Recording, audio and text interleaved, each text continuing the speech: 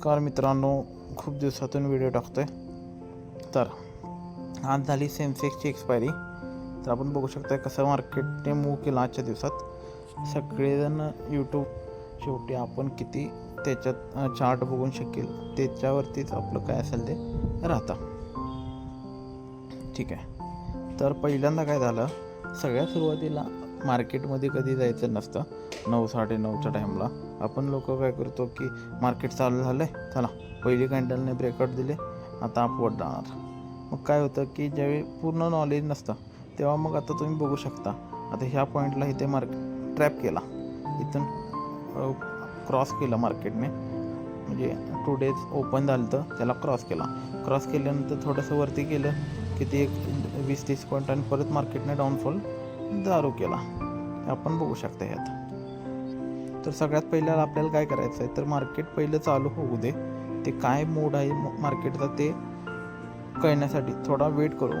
Market चालू झाल्या trade घेतलंच पाहिजे असं काय नाही, पुढे पण मूव आपल्याला मिळतं. त्यामुळे थोडंसं आपण शांत राहून मार्केटची काय पोझिशन आहे ते आपण बघून घ्यायची असते. त्याच्यानंतर सगळ्यात पहिल्यांदा आपल्याला ते सुंदर ऑपॉर्च्युनिटी होती. तर आपण बघू शकता सेन्सेक्समध्ये सुंदर ऑपॉर्च्युनिटी होती.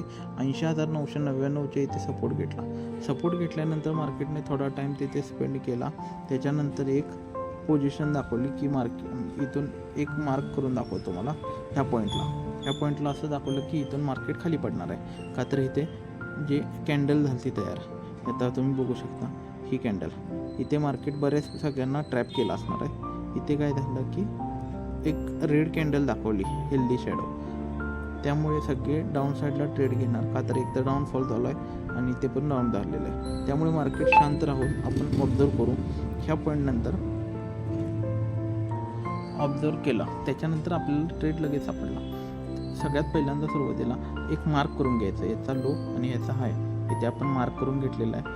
तर ह्या पॉईंटला इथे मोठ्या एकदम हेल्दी कॅन्डलने ज्यावेळी ब्रेकआउट मिळाला त्यावेळी आपण ट्रेड घेतला. ह्या पुढच्या व्हिडिओमध्ये आपण इंडिकेटरच्या विषयी माहिती घेऊ.